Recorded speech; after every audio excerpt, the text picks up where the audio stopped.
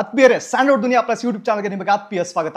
ನಮ್ಮೊಂದಿಗೆ ಕರ್ಣ ಚಕ್ರವರ್ತಿ, ಡಾಕ್ಟರ್ ಶಿವರಾಜ್ ಕುಮಾರ್, ಸ್ಯಾಂಡಲ್ವುಡ್ನ dynamite, power bank, ever young ಚಿರಯುವಕ ಶಿವರಾಜ್ ಕುಮಾರ್ ಸರ್ ಇದ್ದಾರೆ. ನಮಸ್ತೆ ಸರ್, ಹೇಗಿದ್ದೀರಾ? ಚೆನ್ನಾಗಿದೆ, ಫೈನ್.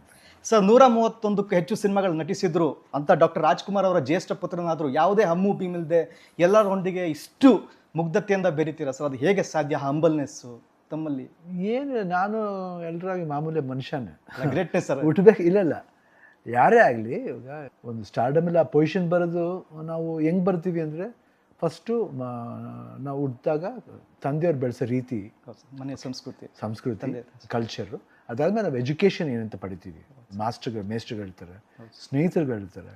ಅದಾದಮೇಲೆ ಕಾಲೇಜ್ಗೆ ಹೋಗ್ತೀವಿ, ಪ್ರೊಫೆಸರ್ಗಳಿರ್ತಾರೆ, ಬೇರೆ ಊರುಗಳು ವಿಸಿಟ್ ಮಾಡ್ತೀವಿ, ಅಲ್ಲಿ ಜನತೆ ಇರ್ಬೋದು, ಅಲ್ಲೊಂದು ಕಲ್ಚರ್ ಇರ್ಬೋದು. ಸೊ ಎಲ್ಲೆಲ್ಲಿ ವಿಸಿಟ್ ಮಾಡ್ತೀವೋ ಅಲ್ಲಲ್ಲಿ ನಾವು ಎಲ್ಲ ಹೊಂದ್ಕೊಳ್ಬೇಕು. ಇವಾಗ ನಾನು ಚೆನ್ನೈಲಿ ಹುಟ್ಟಿದೆ. ಚೆನ್ನೈಲಿ ಹುಟ್ಟಿದೆ.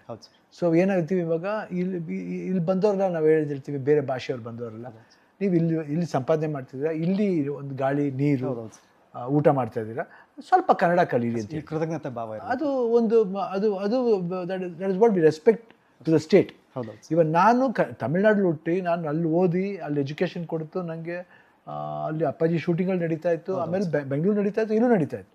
ಸೊ ಅಲ್ಲಿ ಕೊಡೋ ಊಟ, ಇಲ್ಲ ಎಜುಕೇಷನ್ ಆಗಲಿ, ನಾವು ಅದಕ್ಕೆ